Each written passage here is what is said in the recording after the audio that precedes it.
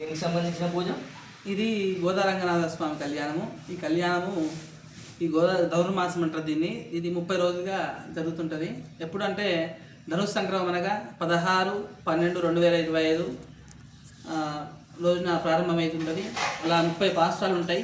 ఈ గోదమ్మ వారు ఆ కృష్ణుణ్ణి 30 పాశ్రాలుగా ద్రవిడ ప్రబంధంలో ద్రవిడ పారాయణంగా చేసి 30 రోజులుగా ఆ యొక్క గోదాదేవి ఆ కృష్ణుణ్ణి లేపి అలంకరణ చేసుకొని 30 రోజులుగా 30 పాశ్రాలు చెప్పి చివరి పాశ్రం నాడున ఆ గోదాదేవి కృష్ణుణ్ణి వివాహం ఆడుతుందంట. ఆ వివాహం ఆడే విషయంలోనే ఈ గోదారంగనాథ స్వామి కళ్యాణం అనేది పుట్టింది. ఆ గోదారంగనాథ స్వామి ఆ విష్ణుచిత్తుల వారు గోదమ్మ వారిని అల్లారుముద్దుగా పెంచుకున్నాడు కాబట్టి ఆ అల్లారుముద్దుగా పెంచుకున్న విష్ణుచిత్తుడు ఆ స్వామికి ఒక భక్తుడయ్యాడట.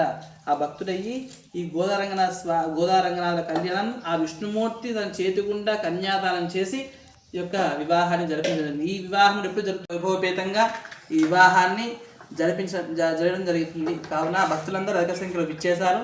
వచ్చి ఆ యొక్క గోదారంగనాథ కళ్యాణాన్ని స్వీకరించి చూసి వారి ఆ యొక్క అమ్మవారి యొక్క అనుగ్రహాన్ని పొందారట. ఆ జయ శ్రీ